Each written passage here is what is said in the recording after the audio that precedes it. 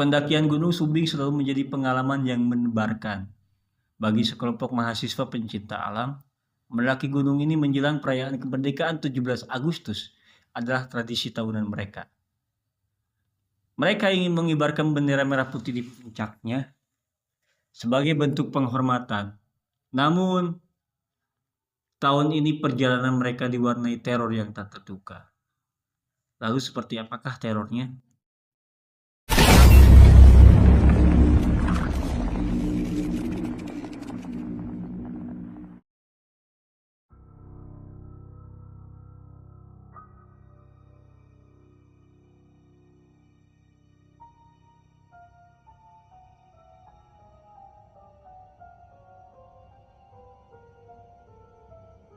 Assalamualaikum warahmatullahi wabarakatuh. Sampurasun. Balik lagi bareng gue Fikri F. Topik di Rumah Gudang Misteri. Dan kali ini gue akan menceritakan sebuah cerita pendakian menjelang Hari Kemerdekaan Republik Indonesia. Cerita ini dikirimkan oleh salah seorang mahasiswa, sebut saja namanya Jono. Lalu bagaimana ceritanya? Jangan lupa like, comment, and subscribe channelnya Rumah Gudang Misteri. Dan kalau misalnya kalian mempunyai cerita horor ataupun ingin menjadi narasumber di Rumah Gudang Misteri, bisa DM ke Instagramnya Rumah Gudang Misteri di rumahgudangmisteri.official. Sebelum kita masuk ke ceritanya, gua akan sedikit mengulas terkait gunung yang akan didaki ini oleh Jono dan kawan-kawannya. Namanya Gunung Sumbing. Gunung Sumbing yang berdiri megah di Jawa Tengah memiliki beragam legenda dan mitos yang diwariskan secara turun-temurun. Cerita-cerita ini tidak hanya memperkaya budaya lokal, tetapi juga menambah daya tarik spiritual bagi para pendaki. Asal-usul nama Gunung Sumbing ada beberapa versi tentunya.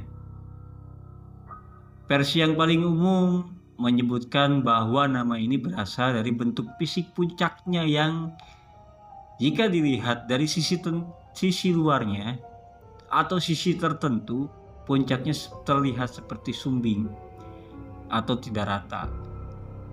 Mirip seperti gigi yang ompong. Konon, bentuk ini akibat dari letusan dahsyat di masa lalu yang membuat sebagian puncaknya runtuh.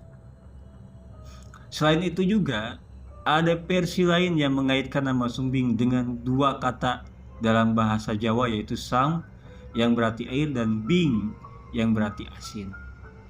Legenda ini muncul karena ada sumber air panas di lereng gunung yang memiliki kandungan garam tinggi. Cerita ini sering dikaitkan dengan mitologi kuno yang menyebutkan bahwa gunung sebagai tempat bermeditasi bagi para petapa. Legenda saudara kembar yang saling bertaruh, salah satu legenda yang paling terkenal adalah kisah tentang Gunung Sumbing dan Gunung Sindoro. Sebagai pasang saudara kembar yang memiliki kekuatan luar biasa, kisah ini menceritakan bahwa kedua gunung ini dulunya adalah dua raksasa atau dewa yang dikutuk menjadi gunung karena sifatnya yang keras dan sering bertarung satu sama lain. Cerita ini mengandung pesan moral yang mendalam tentang pentingnya kerukunan dengan diubah menjadi gunung yang saling berhadapan. Mereka diharapkan dapat menjaga kedamaian dan keseimbangan alam. Dari mitos inilah masyarakat percaya bahwa Sumbing dan Sindoro memiliki penjaga gaib dan seringkali menjadi tempat ritual. Nah, ini teman-teman ya, sekelumit legenda, mitos atau cerita rakyat dari Gunung Sumbing. Nah, kita tidak akan berlama lagi waktu, kita masuk ke ceritanya. Perjalanan bermula dari jalur Gunung Sumbing Piagarung yang terkenal angker. Mereka berempat, Jono, Rian, dan Dina, serta Sari, sudah sering mendaki, sehingga mereka tidak gentar. Malam pertama saat mendirikan tenda di pos 2, suasana terasa aneh. Heningnya hutan terlalu pekat, bahkan suara jangkrik pun tak terdengarkan. Di tengah malam, Rian yang sedang berjaga melihat jejak kaki aneh di dekat tendanya. Jejak itu tidak seperti jejak manusia, melainkan jejak yang menyerupai telapak kaki tanpa bentuk. Seolah-olah ditarik di tanah. Rian mengabaikannya, mengira itu hanya ulah binatang liar. Namun saat pagi tiba, jejak itu semakin banyak dan mengelilingi tenda mereka. Mereka melanjutkan perjalanan. Semakin tinggi mereka mendaki, semakin dingin dan berkabut udara. Sekitar pukul 2 mereka mencapai pos 6 atau yang sering disebut Puncak Bayangan. Di sana Jono mendengar suara gamelan samar-samar, seolah-olah dimainkan dari arah jurang. "Kalian mendengar gamelan?"